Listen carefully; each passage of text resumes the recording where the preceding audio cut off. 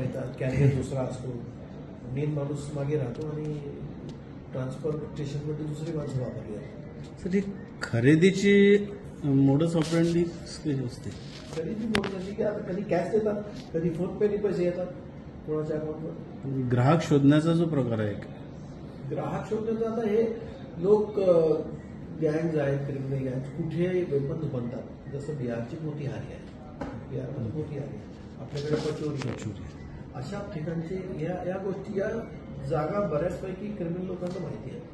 म्हणजे वाळू संदर्भामध्ये असेल, क्रिमिनल गँग्ज असतील, इतर ATM फोडणाऱ्या गँग्ज असतील, ज्यांना वेपन्स, इलिगल वेपन्सची गरज वाटते ते लोक अशा ठिकाणी अप्रोच करतात आणि वेपन्सची डील करून घेऊन जातात. सर, मागच्या 3 महिन्यातली ही तिसरी मोठी कारवाई आहे.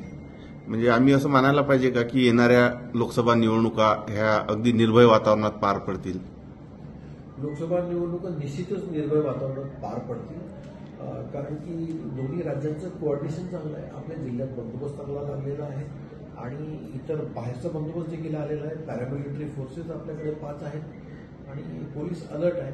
आणि आमचं जे गोपनीय यंत्रणा आहे, कॉन्फिडेन्शियल ब्रांच आहे, ती सुद्धा फार अलर्ट आहे. त्याच्यामुळे निवडणुका सहजपणे आपण शांततेत पार पाडणार. 6 दिवसावरच निवडणूक आले तर मग अजून काही कारवाई होऊ शकते?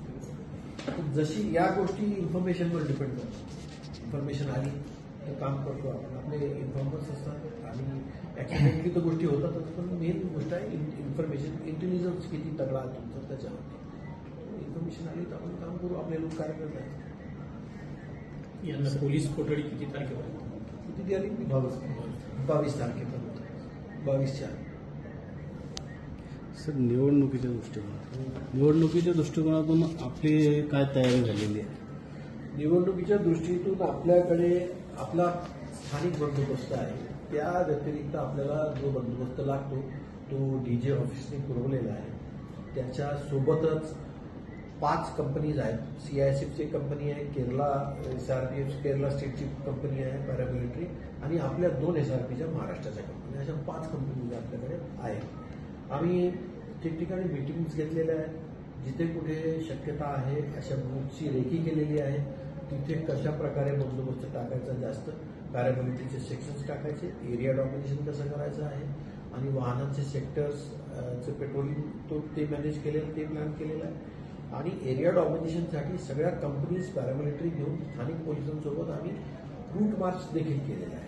कोम्बिंग सर्चिंग ऑपरेशन सुरू आहे आणि त्या मोहिमेअंतर्गत गेल्या 2 महिन्यामध्ये जवळजवळ आतापर्यंत 4, 8, 9 वेपन्स आणि 35-40 राऊंड आपण आतापर्यंत सीज केले आहेत. तसेच 3-4 तलवारी देखील मिळालेल्या आहेत, काही ठिकाणी कॅश मिळालेली आहे.